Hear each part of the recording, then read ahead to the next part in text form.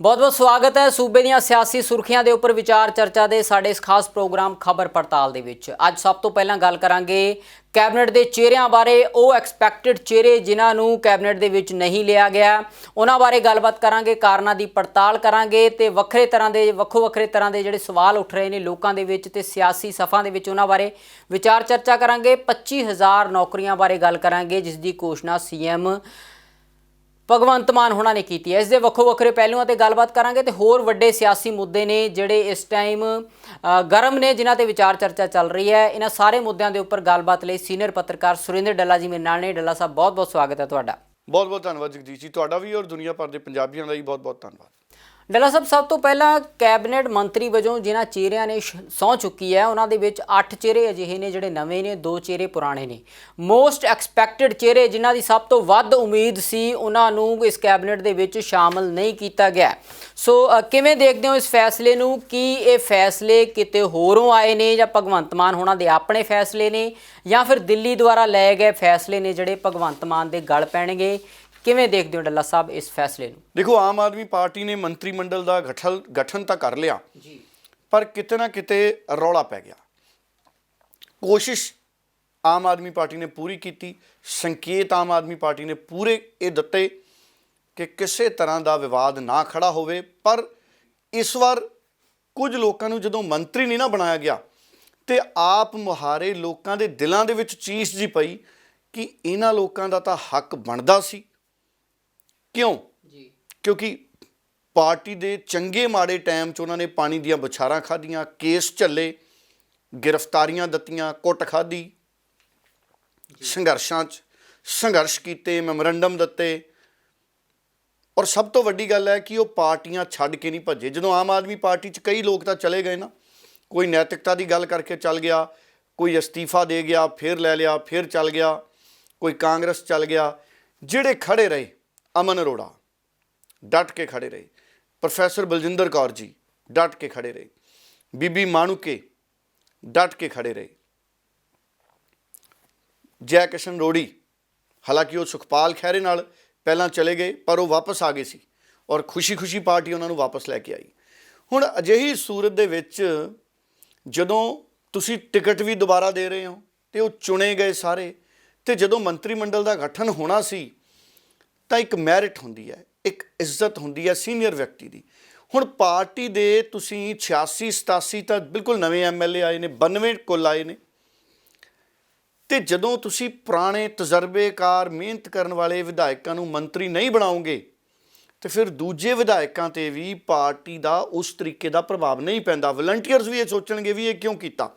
ਹਾਲਾਂਕਿ ਕਈ ਵਲੰਟੀਅਰ ਇਹ ਕਹਿ ਰਹੇ ਨੇ ਵੀ ਸਰਕਾਰ ਦੇ ਕੰਮ ਦੇਖੋ, ਚੰਗੇ ਪਾਸੇ ਸਰਕਾਰ ਜਾ ਰਹੀ ਹੈ, ਪਰ ਜਿਹੜੀ ਗੱਲ ਨੈਤਿਕ ਤੌਰ 'ਤੇ ਜ਼ਿਆਦਾ ਸਹੀ ਨਹੀਂ ਲੱਗਦੀ ਨਾ, ਉਹਦੇ 'ਤੇ ਸਵਾਲ ਜ਼ਰੂਰ ਕਰਨਾ ਚਾਹੀਦਾ ਤਾਂ ਕਿ ਇਹ ਆਮ ਆਦਮੀ ਪਾਰਟੀ ਦੀ ਆਦਤ 'ਚ ਸ਼ੁਮਾਰ ਨਾ ਹੋ ਜਾਏ। ਕਈ ਚੀਜ਼ਾਂ ਅਗਰ ਸ਼ੁਰੂ 'ਚ ਆਪਾਂ ਨਹੀਂ ਰੋਕਦੇ ਨਾ, ਫਿਰ ਉਹ ਆਦਤ ਬਣ ਜਾਂਦੀ ਹੈ।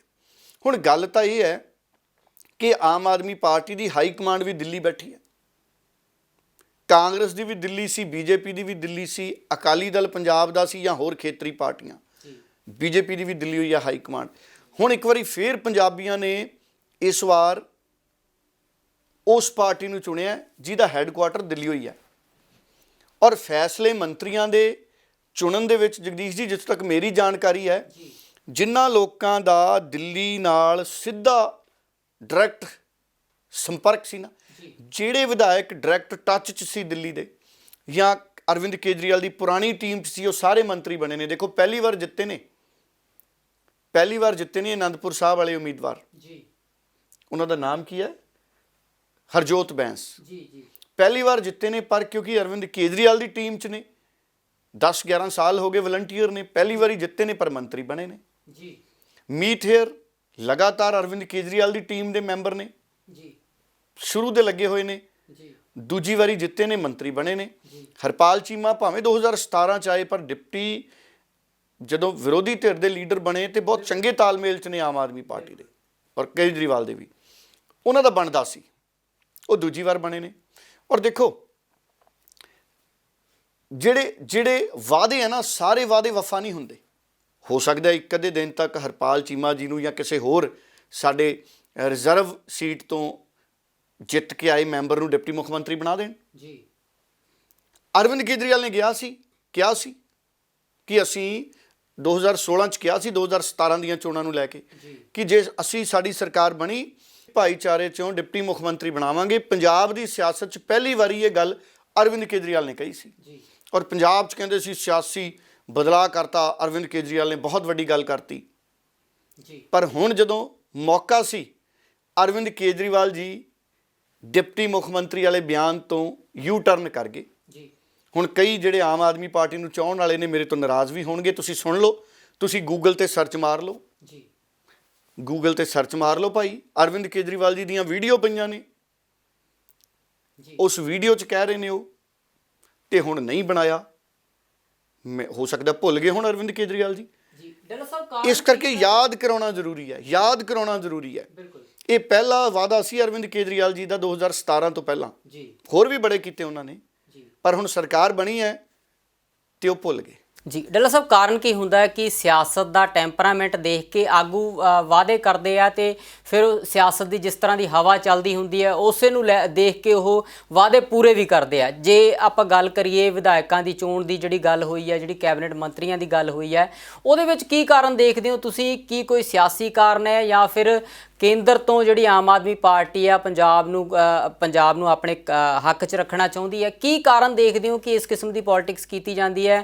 ਪੁਰਾਣੇ ਚਿਹਰਿਆਂ ਨੂੰ ਦਰਕਿਨਾਰ ਕਰ ਦਿੱਤਾ ਜਾਂਦਾ ਹੈ, ਨਵਿਆਂ ਨੂੰ ਉਭਾਰਿਆ ਜਾਂਦਾ ਹੈ। ਕਿਵੇਂ ਦੇਖਦੇ ਹੋ ਡੱਲਾ ਸਾਹਿਬ, ਸੀਨੀਅਰਿਟੀ ਜਾਂ ਮੈਰਿਟ ਦੇ ਆਧਾਰ 'ਤੇ ਇਹ ਫੈਸਲਾ ਲਿਆ ਗਿਆ? ਕੀ ਫਾਰਮੂਲਾ ਰੱਖਿਆ ਗਿਆ ਹੋਵੇਗਾ ਜਿਸ ਨੂੰ ਦੇਖਦਿਆਂ ਹੋਇਆਂ ਇਹਨਾਂ ਜਿਹੜੇ ਨਵੇਂ ਵਿਧਾਇਕ ਸਾਡੇ ਬਣੇ ਨੇ ਉਹਨਾਂ ਨੂੰ ਜਿਹੜੇ ਅਹੁਦੇ ਦਿੱਤੇ ਗਏ ਨੇ ਕੈਬਨਿਟ ਮੰਤਰੀਆਂ ਦੇ? ਤੁਸੀਂ ਕਿਵੇਂ ਦੇਖਦੇ ਹੋ ਇਸ ਫੈਸਲੇ ਨੂੰ? ਕੀ ਇਹਦਾ ਕੋਈ ਫਾਰਮੂਲਾ ਹੈ ਉਹਨਾਂ ਕੋਲ ਜਾਂ ਫਿਰ ਸਿਰਫ ਆਪਣੀ ਜੋ ਉਹਨਾਂ ਦੀ ਆਪਣੀ ਜਿਹੜੀ ਮਰਜ਼ੀ ਹੈ ਜਾਂ ਆਪਣੀ ਚਾਹਤ ਹੈ ਉਸ ਨੂੰ ਦੇਖਦਿਆਂ ਹੋਇਆਂ ਫੈਸਲਾ ਲਿਆ ਗਿਆ? ਅਸਲ 'ਚ ਕੀ ਹੈ, ਜਿਹੜੇ ਪੋਲੀਟੀਕਲ ਲੀਡਰ ਨੇ ਉਹ ਵਾਅਦੇ ਕਰਨ ਵੇਲੇ ਮੌਕਾ ਦੇਖਦੇ ਆ ਵੀ ਹੁਣ ਅਜਿਹੇ ਹਾਲਾਤ ਨੇ, ਵਾਅਦਾ ਕਰ ਦਿਓ ਤੇ ਬਾਅਦ ਦੇ ਵਿੱਚ ਉਹਨਾਂ ਨੂੰ ਇਹ ਲੱਗਦਾ ਵੀ ਬਹੁਤ ਸਾਰੇ ਲੋਕ ਇਹਨਾਂ ਗੱਲਾਂ ਤੋਂ ਭੁੱਲ ਗਏ, ਹੋਰ ਮੁੱਦੇ ਸਾਹਮਣੇ ਆ ਗਏ, ਫਿਰ ਉਹ ਪੁਰਾਣੇ ਮੁੱਦੇ ਛੱਡ ਕੇ ਨਵੇਂ ਮੁੱਦਿਆਂ ਤੇ ਚਲੇ ਜਾਂਦੇ ਨੇ।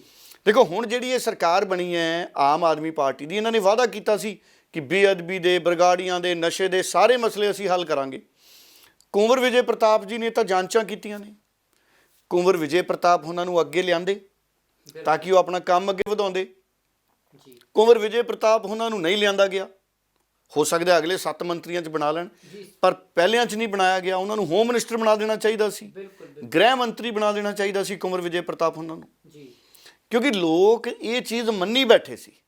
ਜਿਹੜੇ ਲੋਕ ਵੋਟਰ ਨੇ ਨਾ ਉਹ ਸੁਭਾਵਿਕ ਤੌਰ ਤੇ ਕੁਝ ਚੀਜ਼ਾਂ ਮੰਨੀ ਬੈਠੇ ਸੀ। ਜਿਵੇਂ ਉਹ ਇਹ ਮੰਨੀ ਬੈਠੇ ਸੀ ਕਿ ਅਸੀਂ ਆਪ ਨੂੰ ਵੋਟਾਂ ਪਾਣੀਆਂ, ਆਪ ਦੀ ਸਰਕਾਰ ਬਣੂ, ਭਗਵੰਤ ਮਾਨ ਮੁੱਖ ਮੰਤਰੀ ਬਣਨਗੇ, ਕੁੰਵਰ ਵਿਜੇ ਪ੍ਰਤਾਪ ਕਿਉਂਕਿ ਪੁਲਿਸ 'ਚ ਨੇ ਉਹਨਾਂ ਕੋਲੇ ਗ੍ਰਹਿ ਮੰਤਰੀ ਆਊ, ਅਮਨ ਅਰੋੜਾ ਨੇ, ਹਰਪਾਲ ਚੀਮਾ ਨੇ, ਕੋਈ ਲੋਕਲ ਬਾਡੀ ਮੰਤਰੀ ਬਣੂ, ਕੋਈ ਸਿਹਤ ਮੰਤਰੀ ਬਣੂ, ਕੋਈ ਉਦਯੋਗ ਮੰਤਰੀ ਬਣੂ। ਇਹ ਲੋਕ ਸੁਭਾਵਿਕ ਤੌਰ ਤੇ ਮਨ 'ਚ ਮੰਨੀ ਬੈਠੇ ਰਹਿੰਦੇ ਆ ਤੇ ਜਦੋਂ ਤੁਸੀਂ ਤੈਅ ਕਰਦੇ ਹੋ ਉਹਦੇ ਨੇੜੇ ਤੇੜੇ ਫੈਸਲੇ ਕਰੋਗੇ ਤੇ ਲੋਕਾਂ ਨੂੰ ਲੱਗੂਗਾ ਕਿ ਹਾਂ ਸਹੀ ਫੈਸਲੇ ਹੋਏ ਨੇ। ਦੇਖੋ ਕੁੰਵਰ ਵਿਜੇ ਪ੍ਰਤਾਪ ਇੱਕ ਪੁਲਿਸ ਅਫਸਰ ਸੀ, IPS ਅਫਸਰ ਸੀ, ਕੋਈ ਘੱਟ ਰੈਂਕ ਵਾਲੇ ਅਫਸਰ ਨਹੀਂ ਸੀ। ਹੁਣ ਤੁਸੀਂ ਉਹਨਾਂ ਨੂੰ MLA ਦੀ ਟਿਕਟ ਦੇ ਕੇ MLA ਬਣਾ ਲਿਆ। ਉਹਨਾਂ ਦੇ ਨਾਂ ਤੇ ਤੁਸੀਂ ਪੰਜਾਬ 'ਚ ਲੋਕਾਂ ਤੋਂ ਵੋਟ ਵੀ ਮੰਗੀ ਵੀ ਦੇਖੋ ਕੁੰਵਰ ਵਿਜੇ ਪ੍ਰਤਾਪ ਸਾਡੇ 'ਚ ਸ਼ਾਮਲ ਹੋ ਰਹੇ ਨੇ ਤੇ ਫਿਰ ਤੁਸੀਂ ਜਿਹੜਾ ਉਹਨਾਂ ਦਾ ਮਹਿਕਮਾ ਉਹਦੇ 'ਚ ਜ਼ਿੰਮੇਵਾਰੀ ਦਿਓ। ਅਗਰ ਤੁਸੀਂ ਕੁੰਵਰ ਵਿਜੇ ਪ੍ਰਤਾਪ ਨੂੰ ਹੋਮ ਮਿਨਿਸਟਰ ਬਣਾ ਦਿੰਦੇ ਤੇ ਕਿੰਨਾ ਚੰਗਾ ਕੰਮ ਕਰਦੇ ਪੰਜਾਬ 'ਚ ਕੁੰਵਰ ਵਿਜੇ ਪ੍ਰਤਾਪ। ਪੁਲਿਸ ਰਿਫਾਰਮਸ ਕਰਦੇ, ਫਿਰ ਨਸ਼ਿਆਂ ਦੇ, ਬੇਅਦਬੀਆਂ ਦੇ, ਉਹ ਸਾਰੇ ਮਸਲਿਆਂ 'ਚ ਜਾਂਚ ਕੀਤੀ ਹੈ। ਉਹ ਆਪਣੀ ਗੱਲ ਅੱਗੇ ਵਧਾਉਂਦੇ, ਇਨਸਾਫ ਦੀ ਲੜਾਈ ਜਿਹੜੀ ਅੱਗੇ ਤੁਰਦੀ। ਪਰ ਕਿਉਂਕਿ ਮਾਹੌਲ ਹੋਰ ਬਣ ਗਿਆ, ਸਰਕਾਰ ਬਣਦੇ ਹੀ ਐਂਟੀ ਕਰਪਸ਼ਨ ਦੀ WhatsApp ਦੀ ਗੱਲ ਕਰਤੀ, ਲੋਕਾਂ ਦਾ ਧਿਆਨ ਉੱਧਰ ਲੱਗ ਗਿਆ। 25,000 ਨੌਕਰੀਆਂ ਨੂੰ ਮਨਜ਼ੂਰੀ ਦੇਣ ਦੀ ਗੱਲ ਕਰਤੀ। ਇਹ ਮਨਜ਼ੂਰੀ ਦਿੱਤੀ ਗਈ ਹੈ ਮੰਤਰੀ ਮੰਡਲ 'ਚ। ਇਹ ਕਦੋਂ ਨੋਟੀਫਿਕੇਸ਼ਨ ਜਾਰੀ ਹੋਊਗਾ ਇਹ ਨਹੀਂ ਪਤਾ। ਜਾਂ ਤਾਂ 1 ਮਹੀਨੇ ਦੇ ਵਿੱਚ ਭਗਵੰਤ ਮਾਨ ਸਾਹਿਬ ਭਰ ਦਿਓ ਨੌਕਰੀਆਂ। ਤੁਹਾਡਾ ਬਹੁਤ ਧੰਨਵਾਦ ਕਿ ਤੁਸੀਂ ਨੌਕਰੀਆਂ ਦੇ ਮੁੱਦੇ ਨੂੰ ਅਹਿਮ ਮੰਨਿਆ, ਪਰ ਕਾਇਦੇ ਨਾਲ 25 ਲੱਖ ਨੌਕਰੀਆਂ ਦਾ ਵਾਅਦਾ ਹੈ। 25 ਲੱਖ ਨੌਕਰੀਆਂ ਦਾ ਮਤਲਬ ਇਹ ਹੈ ਕਿ ਹਰ ਸਾਲ 5 ਲੱਖ ਨੌਕਰੀਆਂ, 5 ਲੱਖ ਨੂੰ 12 ਤੇ ਤਕਸੀਮ ਕਰ ਦਈਏ 1 ਸਾਲ ਤੇ 40,000 ਤੋਂ ਵੱਧ ਨੌਕਰੀਆਂ ਹਰ ਮਹੀਨੇ ਦੇਣੀਆਂ ਬਣਦੀਆਂ ਸਰਕਾਰ ਨੂੰ। ਹੁਣ ਤੁਸੀਂ 25,000 ਸਮਝ ਲਓ, ਇਸੇ ਮਹੀਨੇ ਦਾ ਟਾਰਗੇਟ ਹੈ। 16 ਨੂੰ ਤੁਸੀਂ ਸਹੁੰ ਚੱਕੀ, 16 ਮਾਰਚ ਤੋਂ 16 ਅਪ੍ਰੈਲ ਤੱਕ ਮੰਨ ਲਓ ਵੀ ਇਹ 25,000 ਨੌਕਰੀਆਂ ਦਾ ਕੋਟਾ ਹੈ। ਅਗਲੇ ਮਹੀਨੇ ਦਾ ਕੋਟਾ ਫਿਰ 16 ਮਾਰਚ ਤੋਂ ਬਾਅਦ ਗੱਲ ਕਰਾਂਗੇ, ਵਿਸਾਖੀ ਤੋਂ ਬਾਅਦ। ਪਰ ਕੀ 25,000 ਇੱਕ ਮਹੀਨੇ 'ਚ ਦੇ ਲਓਗੇ? ਅਗਰ ਦੇ ਲਓਗੇ ਤਾਂ ਦਿਲੋਂ ਮੁਬਾਰਕਬਾਦ ਤੁਹਾਨੂੰ ਦੇਵਾਂਗੇ। ਇੱਕ ਮਹੀਨੇ ਦੀ ਗੱਲ ਹੈ, ਭੰਗੜੇ ਪੈ ਜਾਣੇ ਪੰਜਾਬ 'ਚ ਅਗਰ ਭਗਵੰਤ ਮਾਨ ਇੱਕ ਮਹੀਨੇ 'ਚ 25,000 ਨੌਕਰੀਆਂ ਦੀਆਂ ਪੋਸਟਾਂ ਕਢਾ ਗਏ। ਜੀ, ਪਰ ਡੱਲਾ ਸਾਹਿਬ ਇਹ ਬਹੁਤ ਵੱਡਾ ਅੰਕੜਾ ਹੈ ਜਿਹੜਾ 25 ਲੱਖ ਨੌਕਰੀਆਂ ਦਾ। ਸਰਕਾਰੀ ਨੌਕਰੀਆਂ ਤਾਂ ਇੰਨੀਆਂ ਜ਼ਿਆਦੀਆਂ ਨਹੀਂ ਹੋ ਸਕਦੀਆਂ। ਨਹੀਂ, ਚਲੋ 25 ਲੱਖ ਸਰਕਾਰੀ ਨਹੀਂ ਤੇ ਅੱਧੀਆਂ ਸਰਕਾਰੀ ਕਰ ਦੇਣ। ਹਾਂ ਜੀ, ਚਲੋ 12.5 ਲੱਖ ਹੀ ਸਰਕਾਰੀ ਦੇ ਦੇਣ। 5 ਸਾਲਾਂ 'ਚ ਦੇਣੀ ਹੈ, ਕਿਹੜਾ 1 ਸਾਲ 'ਚ ਦੇਣੀ ਜੀ। 5 ਸਾਲਾਂ 'ਚ ਐਡੀ ਵੱਡੀ ਤਾਦਾਦ ਦੇ ਵਿੱਚ ਨੌਕਰੀਆਂ ਜਨਰੇਟ ਕਰ ਲਈ। 25 ਲੱਖ ਦਾ ਸੀ, ਬਾਕੀ 12.5 ਲੱਖ ਕਿੱਥੇ ਦੇਣੀ ਹੈ? ਜੀ, ਉਹ ਵੀ ਤਾਂ ਸਰਕਾਰ ਦੱਸੂਗੀ ਨਾ। ਉਹਦੇ ਵਾਸਤੇ ਡੱਲਾ ਸਾਹਿਬ ਮੈਨੂੰ ਲੱਗਦਾ ਕਿ ਬਹੁਤ ਵੱਡੇ ਪੱਧਰ ਤੇ ਇੰਡਸਟਰੀਅਲ ਪਾਲਿਸੀ ਬਣਾਉਣੀ ਪੈਣੀ ਹੈ। ਇੰਡਸਟਰੀ 'ਚ ਨੌਕਰੀਆਂ ਜਨਰੇਟ ਹੋਣਗੀਆਂ ਤਾਂ ਹੀ ਸਰਕਾਰ ਨੌਕਰੀਆਂ ਦੇ ਜੇ ਇੰਡਸਟਰੀ ਚੱਲੂ ਤਾਂ ਨੌਕਰੀਆਂ ਦਊ ਨਾ। ਜੀ ਬਿਲਕੁਲ। ਜੇ ਇੰਡਸਟਰੀ ਚੱਲੂ ਤਾਂ ਨੌਕਰੀਆਂ ਦਊ ਨਾ। ਜੇ ਤੁਹਾਡਾ ਚੈਨਲ ਚੱਲੂਗਾ ਤਾਂ ਤੁਸੀਂ ਮੇਰੇ ਵਰਗੇ 4 ਬੰਦੇ ਹੋਰ ਰੱਖੋਗੇ ਨਾ। ਬਿਲਕੁਲ ਡੱਲਾ ਸਾਹਿਬ, ਜਦੋਂ ਨਹੀਂ ਤਾਂ ਮੇਰੇ ਨਾਲ ਸਾਰੀ ਜਾਓਗੇ। ਬਿਲਕੁਲ ਐਡੀ ਵੱਡੀ ਜਦੋਂ ਸੰਖਿਆ ਦੇ ਵਿੱਚ ਆਪਾਂ ਨੌਕਰੀਆਂ ਦੀ ਗੱਲ ਕਰਦੇ ਹਾਂ ਤਾਂ ਨਵਜੋਤ ਸਿੰਘ ਸਿੱਧੂ ਹੁਣਾਂ ਦਾ ਮਾਡਲ ਯਾਦ ਆ ਜਾਂਦਾ, ਪੰਜਾਬ ਮਾਡਲ, ਜਿਹਦੇ ਵਿੱਚ ਉਹਨਾਂ ਨੇ ਨੌਕਰੀਆਂ ਜਨਰੇਟ ਕਰਨ ਦੀ ਗੱਲ ਕੀਤੀ ਸੀ। ਚਲੋ ਦੇਖੋ, ਨਵਜੋਤ ਸਿੰਘ ਸਿੱਧੂ ਦਾ ਪੰਜਾਬ ਮਾਡਲ ਤਾਂ ਹੁਣ ਇਸ ਵਕਤ ਮੈਨੂੰ ਨਹੀਂ ਲੱਗਦਾ ਕਿ ਆਮ ਆਦਮੀ ਪਾਰਟੀ ਦੀ ਪ੍ਰਾਇੋਰਟੀ ਹੈ। ਕੁਝ ਗੱਲਾਂ ਹੈਗੀਆਂ, ਠੀਕ ਹੈ। ਰੇਤਾ ਨਵਜੋਤ ਸਿੰਘ ਸਿੱਧੂ ਨੇ ਕਿਹਾ ਸੀ ਸਰਕਾਰੀ ਕਾਰਪੋਰੇਸ਼ਨ, ਸ਼ਰਾਬ ਸਰਕਾਰੀ ਕਾਰਪੋਰੇਸ਼ਨ। ਇਹ ਦੋਨੇ ਗੱਲਾਂ ਆਮ ਆਦਮੀ ਪਾਰਟੀ ਲਈ ਚੁਣੌਤੀ ਰਹਿਣਗੀਆਂ ਕਿ ਰੇਤਾ ਤੇ ਸ਼ਰਾਬ ਦੀਆਂ ਸਰਕਾਰੀ ਕਾਰਪੋਰੇਸ਼ਨਾਂ ਬਣਾਉਂਦੇ ਨੇ। ਇਹ ਬਹੁਤ ਵੱਡਾ ਮੁੱਦਾ ਹੈ। ਅਸਲ ਕੰਮ ਜਿਹੜੇ ਅਸਲ ਅਗਨੀ ਪ੍ਰੀਖਿਆ ਜਿਹੜੀ ਪੰਜਾਬ ਸਰਕਾਰ ਦੀ, ਉਹ ਇੱਥੋਂ ਸ਼ੁਰੂ ਹੋਣੀ, ਕਿਉਂਕਿ ਇਨਕਮ ਆਉਣੀ ਕਿੱਥੋਂ ਹੈ? ਨੌਕਰੀਆਂ 25,000 ਜਿਹੜੀਆਂ ਦੇਣੀਆਂ, ਉਹਨਾਂ ਦੀ ਤਨਖਾਹ ਕਿੱਥੋਂ ਆਉਣੀ? ਰੇਤੇ ਤੋਂ ਤੇ ਸ਼ਰਾਬ 'ਚ। ਕੀ ਉਹ ਸਰਕਾਰੀ ਕਾਰਪੋਰੇਸ਼ਨਾਂ ਬਣਦੀਆਂ? ਜੇ ਬਣ ਗਈਆਂ ਤੇ ਕੰਮ ਸ਼ੁਰੂ ਹੋ ਜਾਊਗਾ ਇਨਕਮ ਦਾ, ਹੌਲੀ ਹੌਲੀ ਨੌਕਰੀਆਂ ਵੀ ਫਿਰ ਜਨਰੇਟ ਹੋਣਗੀਆਂ। ਨਹੀਂ ਤਾਂ ਇਹ 25,000 ਨੌਕਰੀਆਂ ਨੋਟੀਫਿਕੇਸ਼ਨ ਹੋ ਜਾਣੇ ਨੇ, ਟੈਸਟ ਹੋ ਜਾਣੇ ਨੇ, ਫਿਰ ਨਤੀਜੇ ਨਹੀਂ ਨਿਕਲਣੇ। ਸੋ ਜਦੋਂ ਭਰਤੀ ਹੋਣਗੀਆਂ ਫਿਰ ਤਨਖਾਹ ਦੇਣੀ ਪੈਣੀ ਹੈ ਨਾ। ਔਰ ਇਹਦੇ ਨਾਲ ਨਾਲ ਚੁਣੌਤੀ ਹੈ ਕਿ ਜੇ 25,000 ਨੌਕਰੀਆਂ ਕੱਢੀਆਂ ਨੇ ਤੇ ਭਾਈ ਉਸ ਤੋਂ ਪਹਿਲਾਂ ਕੱਚੇ ਮੁਲਾਜ਼ਮ ਪੱਕੇ ਕਰ ਦਿੰਦੇ। ਉਹ ਤਾਂ ਆਲਰੇਡੀ ਨੌਕਰੀ 'ਚ ਹੀ ਨੇ ਨਾ, ਉਹ ਕੱਚਿਆਂ ਨੂੰ ਪੱਕੇ ਕਰ ਦਿੰਦੇ। ਹੁਣ ਜਿਹੜੀਆਂ ਤੁਸੀਂ ਨਵੀਆਂ ਨੌਕਰੀਆਂ ਕੱਢੀਆਂ, ਕੀ ਉਹ ਕੱਚੀਆਂ ਭਰਤੀ ਕਰਨੀਆਂ ਜਾਂ ਪੱਕੀਆਂ? ਜੀ, ਇਹ ਵੀ ਵੱਡਾ ਸਵਾਲ ਹੈ ਡੱਲਾ ਸਾਹਿਬ। ਜੀ, ਸੋ ਜੇ ਕੱਚੇ ਕਰਨੇ ਆ ਤੇ ਪਹਿਲਾਂ ਪੁਰਾਣੇ ਕੱਚਿਆਂ ਨੂੰ ਪੱਕੇ ਕਰ ਲਓ ਭਾਈ, ਫਿਰ ਨਵੇਂ ਲਿਆਈਓ। ਇਸ ਕਰਕੇ ਬੜੇ ਗੁੰਝਲਦਾਰ ਜੇ ਸਵਾਲ ਨੇ। ਹਜੇ ਕੋਈ ਬਹੁਤ ਭੰਗੜੇ ਪਾਉਣ ਵਾਲੀ ਗੱਲ ਨਹੀਂ ਵੀ ਮੰਤਰੀ ਮੰਡਲ ਨੇ 25,000 ਨੌਕਰੀਆਂ ਦਾ ਜਿਹੜਾ ਐਲਾਨ ਕਰਤਾ ਵੀ 25,000 ਨੌਕਰੀਆਂ ਦੀ ਭਰਤੀ ਕਰਾਂਗੇ। ਰਾਤੋਂ ਰਾਤ ਤਸਵੀਰਾਂ ਪੰਜਾਬ ਨਹੀਂ ਬਦਲ ਸਕਦਾ। ਬਹੁਤ ਲੰਮੇ ਸੰਘਰਸ਼ ਦੀ ਲੋੜ ਹੈ। ਇਸ ਕਰਕੇ ਸ਼ੁਰੂਆਤ ਹੈ, ਔਰ ਸ਼ੁਰੂਆਤ ਤਾਂ ਚਰਨਜੀਤ ਚੰਨੀ ਨੇ ਵੀ ਬਹੁਤ ਵਧੀਆ ਕੀਤੀ ਸੀ। ਦੇਖੋ ਲੋਕ ਕਿੱਡੇ ਖੁਸ਼ ਹੋਏ ਸੀ, ਕਹਿੰਦੇ ਲੈ ਜੀ ਚੰਨੀ ਆ ਗਿਆ। ਕਹਿੰਦੇ ਆ ਗਿਆ ਚੰਨੀ, ਇਹ ਨਹੀਂ ਹਰਦਾ। ਘਰ ਘਰ ਚੱਲੀ ਗੱਲ, ਚੰਨੀ ਕਰਦਾ ਮਸਲੇ ਹੱਲ। ਪਰ ਉਹ ਮਹੀਨੇ 1.5 ਮਹੀਨੇ ਬਾਅਦ ਚੰਨੀ ਵੀ ਹਿੱਟ ਵਿਕਟ ਹੋ ਗਏ। ਜੀ, ਔਰ ਡੱਲਾ ਸਾਹਿਬ ਮੈਨੂੰ ਯਾਦ ਆਉਂਦਾ ਹੈ ਕਿ ਕੈਪਟਨ ਅਮਰਿੰਦਰ ਸਿੰਘ ਹੁਣਾਂ ਨੇ ਵੀ ਬੜੀਆਂ ਨੌਕਰੀਆਂ ਕੱਢੀਆਂ ਸੀ। ਚੰਨੀ ਹੁਣਾਂ ਨੇ ਵੀ ਨੌਕਰੀਆਂ ਦੇ ਐਲਾਨ ਕੀਤੇ ਸੀ। ਪ੍ਰੋਫੈਸਰਾਂ ਦੀ ਭਰਤੀ ਦੀ ਗੱਲ ਕਰਦੇ ਹਾਂ, 1500 ਭਰਤੀਆਂ ਦੀ ਗੱਲ ਕੀਤੀ ਸੀ, ਪਰ ਉਹ ਵਾਅਦੇ ਵਫਾ ਨਹੀਂ ਹੋਏ। ਉਹ ਨੋਟੀਫਿਕੇਸ਼ਨਾਂ ਵਿੱਚ ਹੀ ਲਟਕ ਕੇ ਰਹਿ ਗਈਆਂ। ਚਾਹੇ ਕੈਪਟਨ ਅਮਰਿੰਦਰ ਸਿੰਘ ਹੁਣਾਂ ਦੇ ਵੇਲੇ ਦੀ ਗੱਲ ਕਰੀਏ, ਚਾਹੇ ਚਰਨਜੀਤ ਸਿੰਘ ਚੰਨੀ ਹੁਣਾਂ ਦੇ ਵੇਲੇ ਦੀ ਗੱਲ ਕਰੀਏ। ਹਾਲਾਂਕਿ ਇਹ ਉਹ ਸਰਕਾਰਾਂ ਨੇ ਜਿਹੜੇ ਸਰਕਾਰਾਂ ਦੇ ਐਂਡਲੇ ਟਾਈਮ ਤੇ, ਯਾਨੀ ਕਿ 6 ਮਹੀਨੇ ਜਦੋਂ ਰਹਿ ਜਾਂਦੇ ਸਰਕਾਰਾਂ ਦੇ, ਉਦੋਂ ਨੌਕਰੀਆਂ ਦੀ ਨੋਟੀਫਿਕੇਸ਼ਨ ਹੁੰਦੀ ਹੈ। ਸੋ ਇਸ ਵਾਰੀ ਭਗਵੰਤ ਮਾਨ ਹੁਣਾਂ ਨੇ ਡੱਲਾ ਸਾਹਿਬ ਵੱਡਾ ਕੰਮ, ਚੰਗਾ ਕੰਮ ਇਹ ਕੀਤਾ ਕਿ ਸਰਕਾਰ ਦੀ ਸ਼ੁਰੂਆਤ ਦੇ ਵਿੱਚ ਹੀ 25,000 ਨੌਕਰੀਆਂ ਦੀ ਗੱਲ ਕੀਤੀ ਹੈ। ਸੋ ਉਮੀਦ ਕਰਦੇ 5 ਸਾਲ ਪਏ ਨੇ ਸਰਕਾਰ ਕੋਲ, ਸੋ ਇਹ ਨੋਟੀਫਿਕੇਸ਼ਨਾਂ ਵਫਾ ਹੋਣਗੀਆਂ। ਸੋ ਉਮੀਦ ਕਰਦੇ ਹਾਂ। ਹਾਲਾਂਕਿ ਨੌਕਰੀਆਂ ਦਾ ਨੇਚਰ ਸਾਨੂੰ ਨਹੀਂ ਪਤਾ ਕਿ ਕੱਚੀਆਂ ਕੱਢਣੀਆਂ ਨੇ, ਪੱਕੀਆਂ ਕੱਢਣੀਆਂ ਨੇ, ਐਡਹੌਕ ਤੇ ਹੋਣੀਆਂ ਨੇ, ਜਾਂ ਪ੍ਰਾਈਵੇਟ ਜੌਬਸ ਹੋਣੀਆਂ ਨੇ, ਜਾਂ ਪੱਕੀਆਂ ਨੌਕਰੀਆਂ ਹੀ ਸਰਕਾਰ ਦੇਣ ਵਾਲੀ ਹੈ। ਜਿਹੜੇ ਫੈਸਲੇ ਹੋਏ ਨੇ ਮੰਤਰੀ ਮੰਡਲ ਦੇ, ਮੰਤਰੀਆਂ ਦੇ, ਜਿਵੇਂ ਮੈਂ ਪਹਿਲਾਂ ਕਿਹਾ, ਜਿਨ੍ਹਾਂ ਦੇ ਡਾਇਰੈਕਟ ਤਾਲੁਕਾਤ ਸੀ, ਉਹ ਮੰਤਰੀ ਬਣ ਗਏ। ਪਹਿਲੀ ਵਾਰ ਜਿੱਤਣ ਵਾਲੇ ਮੰਤਰੀ ਬਣ ਗਏ ਘੱਟੋ ਘੱਟ 8 ਪਹਿਲੀ ਵਾਰ ਜਿੱਤਣ ਵਾਲੇ ਮੰਤਰੀ ਬਣੇ। ਪੁਰਾਣਿਆਂ ਦੇ ਵਿੱਚੋਂ ਭਗਵੰਤ ਮਾਨ ਸੀਐਮ, ਹਰਪਾਲ ਚੀਮਾ ਜੀ ਮੰਤਰੀ ਤੇ ਮੀਤ ਹੇਅਰ ਜੀ ਮੰਤਰੀ, ਤੇ ਬਾਕੀ 8 ਨਵੇਂ ਨੇ ਹਜੇ ਤੱਕ। ਇਸ ਕਰਕੇ 3 ਹੀ ਪੁਰਾਣੇ ਨੇ ਜਿਹੜੇ ਮੰਤਰੀ ਮੰਡਲ 'ਚ ਆਏ ਨੇ, 8 ਤਾਂ ਨਵੇਂ ਨੇ। ਹੁਣ ਬਾਕੀ 7 'ਚ ਕੀ ਪੁਰਾਣਿਆਂ ਦਾ ਨਾਮ ਆਊਗਾ? ਹੁਣ ਪ੍ਰੋਫੈਸਰ ਬਲਜਿੰਦਰ ਕੌਰ ਨੂੰ ਵੀ ਨਹੀਂ ਬਣਾਇਆ ਗਿਆ, ਬੀਬੀ ਮਾਣੂਕੇ ਨੂੰ ਵੀ ਨਹੀਂ ਬਣਾਇਆ ਗਿਆ। ਹਾਲਾਂਕਿ ਇਹ ਸਾਰਿਆਂ ਨੂੰ ਜਦੋਂ ਪੁੱਛਿਆ ਵੱਖ-ਵੱਖ ਰਿਪੋਰਟਰਾਂ ਨੇ, ਉਹ ਕਹਿੰਦੇ ਅਸੀਂ ਪਾਰਟੀ ਦੇ ਨਾਲ ਹਾਂ, ਅਸੀਂ ਸਾਰੇ ਹੀ ਮੁੱਖ ਮੰਤਰੀ ਹਾਂ, ਪਾਰਟੀ ਜੋ ਹੁਕਮ ਲਾਊਗੀ ਅਸੀਂ ਨਾਲ ਖੜੇ ਹਾਂ। ਕਿਸੇ ਨੇ ਨਾਰਾਜ਼ਗੀ ਨਹੀਂ ਪ੍ਰਗਟ ਕੀਤੀ। ਪਰ ਅਮਨ ਅਰੋੜਾ ਨੇ ਇੱਕੋ ਗੱਲ ਕਹੀ ਕਿ ਹੋ ਸਕਦਾ ਮੇਰੇ 'ਚ ਕੋਈ ਕਮੀ ਹੋਊ, ਉਹਨੂੰ ਦੂਰ ਕਰਾਂਗੇ। ਬੜੀ ਨਿਮਰਤਾ ਨਾਲ ਉਹਨਾਂ ਨੇ ਗੱਲ ਕੀਤੀ, ਕਿਉਂਕਿ ਅਮਨ ਅਰੋੜਾ ਵੀ ਇੱਕ ਬਹੁਤ ਵੱਡਾ ਚਿਹਰਾ ਸੀ ਜਿਸ ਨੂੰ ਮੰਤਰੀ ਨਾ ਬਣਾਉਣਾ ਹਰ ਕਿਸੇ ਨੂੰ ਹੈਰਾਨ ਕਰ ਰਿਹਾ। ਲੋਕ ਤਾਂ ਇੱਥੋਂ ਤੱਕ ਦੇਖਦੇ ਸੀ ਕਿ ਹਰਪਾਲ ਚੀਮਾ ਤੇ ਅਮਨ ਅਰੋੜਾ ਦੇ ਵਿੱਚੋਂ ਇੱਕ ਡਿਪਟੀ ਮੁੱਖ ਮੰਤਰੀ ਬਣ ਸਕਦਾ ਜਾਂ ਇਹ ਦੋਨੇ ਡਿਪਟੀ ਮੁੱਖ ਮੰਤਰੀ ਬਣ ਸਕਦੇ। ਕਿਉਂ? ਕਿਉਂਕਿ 2016 ਚ ਭਗਵੰਤ ਮਾਨ ਨੇ ਕਿਹਾ ਸੀ ਕਿ ਅਸੀਂ ਰਾਖਵੇਂ ਕਰਨ ਵਾਲੇ ਭਾਈਚਾਰੇ ਚੋਂ ਡਿਪਟੀ ਮੁੱਖ ਮੰਤਰੀ ਬਣਾਵਾਂਗੇ। ਇਸ ਕਰਕੇ ਲੋਕਾਂ ਨੂੰ ਇਹ ਲੱਗਿਆ ਸੀ ਵੀ ਸ਼ਾਇਦ ਹਰਪਾਲ ਚੀਮਾ ਤੇ ਅਮਨ ਅਰੋੜਾ ਦੋ ਡਿਪਟੀ ਮੁੱਖ ਮੰਤਰੀ ਬਣਾ ਦੇਣਗੇ, ਭਗਵੰਤ ਮਾਨ ਮੁੱਖ ਮੰਤਰੀ ਰਹਿਣਗੇ। ਉਹ ਫਾਰਮੂਲਾ ਅਗਰ ਬਣ ਜਾਂਦਾ ਤੇ ਉਹ ਵੀ ਗੱਲ ਚੰਗੀ ਰਹਿਣੀ ਸੀ। ਸੱਤਾ ਦਾ ਸੰਤੁਲਨ ਬਣਿਆ ਰਹਿੰਦਾ ਹੈ। ਸੱਤਾ ਜਿਹੜੀ ਹੈ ਉਹ ਇੱਕ ਜਵਾਬਦੇਹੀ ਦੇ ਦੌਰ ਦੇ ਵਿੱਚ ਰਹਿੰਦੀ ਹੈ ਤੇ ਫਿਰ ਸੱਤਾ ਜਿਹੜੀ ਉਹ ਲੋਕਾਂ ਦੀ ਹਮਦਰਦ ਬਣੀ ਰਹਿੰਦੀ ਹੈ। ਸੱਤਾ ਜਿਹੜੀ ਹੈ ਉਹ ਨਿੱਜੀ ਹਿੱਤਾਂ ਵਾਲੇ ਪਾਸੇ ਨਹੀਂ ਭੱਜਦੀ। ਹਾਲਾਂਕਿ ਭਗਵੰਤ ਮਾਨ ਬੜੇ ਇਮਾਨਦਾਰ ਨੇ, ਨਿੱਜੀ ਹਿੱਤਾਂ ਵਾਲੀ ਚਿੰਤਾ ਨਹੀਂ ਹੈ, ਪਰ ਸੱਤਾ ਦਾ ਸੰਤੁਲਨ ਬਣਨਾ ਵੀ ਬਹੁਤ ਜ਼ਿਆਦਾ ਜ਼ਰੂਰੀ ਹੁੰਦਾ। ਹੁਣ ਬਹੁਤ ਸਾਰੇ ਲੋਕ ਸੋਚਦੇ ਨੇ ਕਿ ਜਿਨ੍ਹਾਂ ਨੂੰ ਮੰਤਰੀ ਨਹੀਂ ਬਣਾਇਆ ਗਿਆ ਕਿਉਂ ਨਹੀਂ ਬਣਾਇਆ ਗਿਆ। ਔਰ ਦੂਸਰਾ ਇੱਕ ਚਰਚਾ ਬੜੀ ਚੱਲੀ ਹੈ, ਮੈਂ ਮੀਡੀਆ 'ਚ ਵੀ ਦੇਖੀ, ਕਿਉਂਕਿ ਅੱਜ ਕੱਲ੍ਹ ਜਿਹੜੇ ਵੱਡੀਆਂ ਵੱਡੀਆਂ ਪਾਰਟੀਆਂ ਨੇ ਉਹਨਾਂ ਕੋਲੇ ਅਜਿਹੇ ਲੋਕ ਹੁੰਦੇ ਜਿਹੜੇ ਨਰੇਟਿਵ ਸੈੱਟ ਕਰਦੇ ਨੇ, ਜਿਹੜੇ ਮਾਹੌਲ ਬਣਾਉਂਦੇ ਨੇ। ਹੁਣ ਮਾਹੌਲ ਆਮ ਆਦਮੀ ਪਾਰਟੀ 'ਚ ਅਜਿਹਾ ਬਣਾਇਆ ਜਾ ਰਿਹਾ ਹੈ ਕਿ ਭਗਵੰਤ ਮਾਨ ਨੂੰ ਫ੍ਰੀ ਹੈਂਡ ਹੈ, ਸਾਰੇ ਫੈਸਲੇ ਭਗਵੰਤ ਮਾਨ ਲੈ ਰਹੇ ਨੇ, ਦਿੱਲੀ ਦਾ ਦਖਲ ਨਹੀਂ ਹੈ, ਸਹੁੰ ਚੁੱਕ ਸਮਾਗਮ 'ਚ ਦਿੱਲੀ ਦੇ ਲੀਡਰ ਨਹੀਂ ਆਏ, ਪਰ ਮੰਤਰੀਆਂ ਦੀ ਸੂਚੀ ਤਾਂ ਦਿੱਲੀੋਂ ਹੀ ਆਈ ਹੈ। ਮੰਤਰੀਆਂ ਦੀ ਸੂਚੀ ਦਿੱਲੀੋਂ ਹੀ ਆਈ ਹੈ, ਪਰ ਦਿਖਾਇਆ ਇਹ ਜਾ ਰਿਹਾ ਹੈ ਕਿ ਭਗਵੰਤ ਮਾਨ ਨੇ ਕੀਤਾ ਸਭ ਕੁਝ। ਜੇ ਸਭ ਕੁਝ ਭਗਵੰਤ ਮਾਨ ਨੇ ਕੀਤਾ ਤੇ ਕੀ ਕਿਤੇ ਇਹ ਸੁਨੇਹਾ ਤਾਂ ਨਹੀਂ ਜਾਊਗਾ ਅਮਨ ਅਰੋੜਾ ਨੂੰ, ਪ੍ਰੋਫੈਸਰ ਬਲਜਿੰਦਰ ਨੂੰ, ਬੀਬੀ ਮਾਣੂਕੇ ਨੂੰ, ਜੈ ਕਿਸ਼ਨ ਰੋੜੀ ਨੂੰ, ਕੁੰਵਰ ਵਿਜੇ ਪ੍ਰਤਾਪ ਨੂੰ ਵੀ ਸ਼ਾਇਦ, ਕੁੰਵਰ ਵਿਜੇ ਪ੍ਰਤਾਪ ਤਾਂ ਪਹਿਲੀ ਵਾਰੀ ਜਿੱਤੇ ਆ, ਬਾਕੀਆਂ ਨੂੰ ਇਹ ਸੁਨੇਹਾ ਤਾਂ ਨਹੀਂ ਜਾਊਗਾ ਕਿ ਭਗਵੰਤ ਮਾਨ ਨੇ ਸਾਨੂੰ ਮੰਤਰੀ ਨਹੀਂ ਬਣਾਇਆ, ਅਸੀਂ ਤਾਂ ਮਿਲ ਕੇ ਸੰਘਰਸ਼ ਕਰਦੇ ਰਹੇ ਹਾਂ, ਅਕਾਲੀਆਂ ਦੇ ਖਿਲਾਫ ਪਹਿਲਾਂ ਤੇ ਹੁਣ ਕਾਂਗਰਸੀਆਂ ਦੇ ਖਿਲਾਫ। ਸੋ ਇਸ ਕਰਕੇ ਸਾਰੇ ਲੀਡਰ ਇਹ ਸੋਚਣਗੇ ਵੀ ਸਾਡੇ ਨਾਲ ਅਜਿਹਾ ਕਿਉਂ ਹੋਇਆ।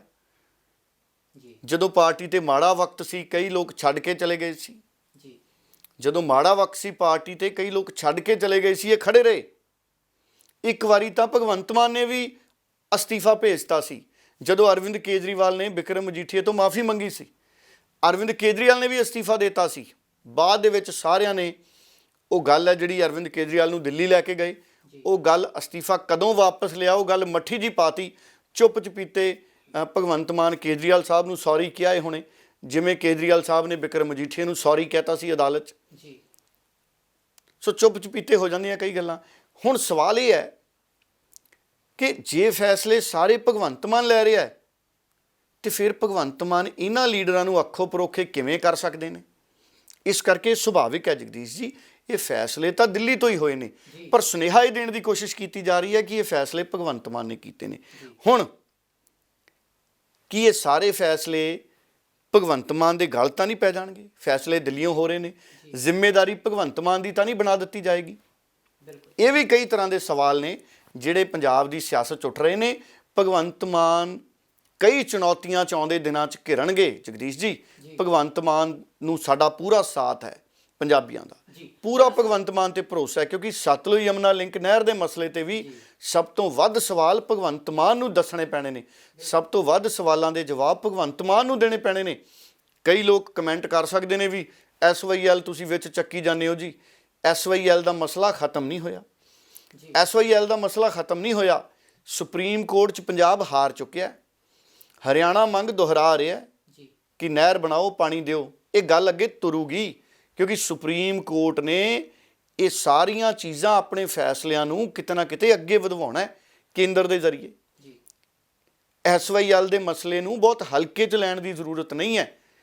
ਅਗਰ ਸਥਿਤੀ ਅਜਿਹੀ ਆ ਜਾਂਦੀ ਹੈ ਕਿ ਸੁਪਰੀਮ ਕੋਰਟ ਕਹੇ ਕਿ ਫੈਸਲਾ ਲਾਗੂ ਕਰਾਓ, ਤਾਂ ਫਿਰ ਭਗਵੰਤ ਮਾਨ ਕਿੱਧਰ ਖੜਨਗੇ? ਪੰਜਾਬ ਨਾਲ ਖੜਨਗੇ, ਪਰ ਕੇਜਰੀਵਾਲ ਕਿੱਧਰ ਖੜਨਗੇ? ਹਰਿਆਣਾ ਪਾਣੀ ਮੰਗ ਰਿਹਾ, ਔਰ ਪਹਿਲਾਂ ਹਰਿਆਣੇ ਦੇ ਲੀਡਰ ਧਮਕੀਆਂ ਦੇ ਚੁੱਕੇ ਨੇ ਕਿ ਜੇ ਸਾਡੇ ਨਾਲ ਧੱਕਾ ਹੋਇਆ ਤੇ ਅਸੀਂ ਦਿੱਲੀ ਦਾ ਪਾਣੀ ਬੰਦ ਕਰ ਦਾਂਗੇ। ਜੇ ਹਰਿਆਣੇ ਦੇ ਲੀਡਰਾਂ ਨੇ ਦਿੱਲੀ ਦਾ ਪਾਣੀ ਬੰਦ ਕਰਤਾ, ਫਿਰ ਕੇਜਰੀਵਾਲ ਤੇ ਭਗਵੰਤ ਮਾਨ ਕੀ ਕਰਨਗੇ? ਸੋ ਦਿੱਲੀ ਦੇ ਫੈਸਲਿਆਂ ਦਾ ਭਗਵੰਤ ਮਾਨ ਦੇ ਪੋਲੀਟੀਕਲ ਕੈਰੀਅਰ ਤੇ, ਭਗਵੰਤ ਮਾਨ ਦੀ ਮੁੱਖ ਮੰਤਰੀਸ਼ਿਪ ਤੇ ਬਹੁਤ ਵੱਡਾ ਪ੍ਰਭਾਵ ਪੈਣ ਵਾਲਾ ਹੈ। ਉਹ ਨੈਗੇਟਿਵ ਪੈਂਦਾ ਜਾਂ ਪੋਜ਼ਿਟਿਵ ਪੈਂਦਾ, ਉਹ ਭਵਿੱਖ ਦੱਸੂਗਾ। ਪਰ ਇਹ ਸ਼ੁਰੂਆਤੀ ਫੈਸਲੇ ਕਿਤੇ ਨਾ ਕਿਤੇ ਭਗਵੰਤ ਮਾਨ ਦੇ ਆਲੇ ਦੁਆਲੇ ਪ੍ਰਭਾਵ ਪਾਉਣ ਲੱਗ ਗਏ। ਇਹ ਨੈਗੇਟਿਵ ਪ੍ਰਭਾਵ ਪਾਉਂਦੇ ਨੇ ਜਾਂ ਪੋਜ਼ਿਟਿਵ, ਇਹ ਵਕਤ ਦੱਸੂਗਾ।